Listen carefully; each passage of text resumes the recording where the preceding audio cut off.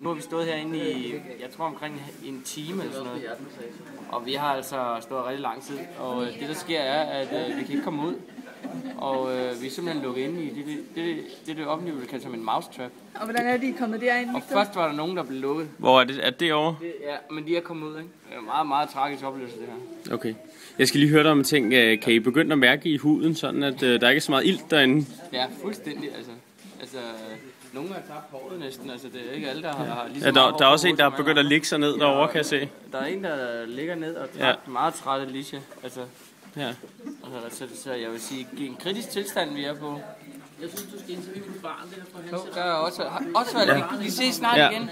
Ja. Vi ses snart, Osvald. Du skal ikke være ked af det. Hvordan har du det med situationen, Osvald? Det ved jeg ikke. Men hvorfor vil Hans en fejl terrorist? Nej, Hans er ikke terrorist alligevel, tror jeg. Det var Grete. Victor, jeg skal lige høre dig om en ting. Det ser ud som om, at alle går forbi, og ingen vil hjælpe os. Jeg skal lige høre en ting. Victor, har I taget beslutning om, hvem der skal spises? Der skal klappes.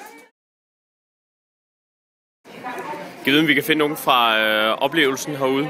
Der er han! Hej. Hej. Det var dig fra oplevelsen fra før. Ja, det er rigtigt. Hvordan har du det nu? Ja, men det presset lidt efter oplevelsen. Det er jo en dramatisk oplevelse, det vil sige. Altså, det er jo ikke bare lige, det er ikke bare lige at komme sådan. Altså, der var flere, der næsten brød sammen, ikke? Altså, ja. Der var mange, der var kede af det, og vi måtte holde standsning, og til sidst var der næsten ikke noget luft, ikke? Altså, der var en af dem var ved at tabe håret, og den anden satte sig ned, en af pigerne, ikke?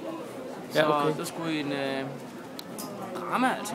Vi råbte og skreg, hvor sker der? Kommer der snart? Hvor regner I med at søge erstatning for lufthavnen? Ja, fuld erstatning. Fuld erstatning? Ja. Er du fuld, siger du? Ja, jeg er fuld erstatning. Det vil jeg gerne have. Okay. Jeg skal lige høre om ting.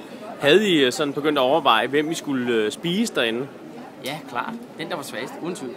Hvem var det? Det var jo Alicia, hun var jo klart svageste led i det her. Altså, så hun røg hjem, ikke? Altså, det var så også hende, der allerede havde lagt jer ned, ikke? Det er hende, I kalder Alicia, ikke? Alicia, jo. Og altså, hun har også nogle nøgler, ikke? Altså Keys, ikke? Ja. Så det kunne være Alicia Keys.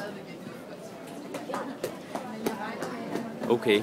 Men, altså, jeg husker, og det har ikke noget at gøre med, at hun er fra Rusland? Nej, altså hun er jo låsesmed, altså, kan man sige, Keys, ikke? Ja, men altså, prøv at gå over, altså, nu sidder hun ned igen, ikke? Hun må være træt på at gå over til de Ja, der har vi hende. Ja, det var dig fra før, der sad, der havde været ude for den der forfærdelige episode. Hvordan har du det nu? Jeg har det faktisk meget bedre. Har du det meget bedre? Ja. Hvordan har du det med, at det var dig, der var blevet udpeget til at skulle spises, i tilfælde af, at I ikke kunne komme ud derindefra? Det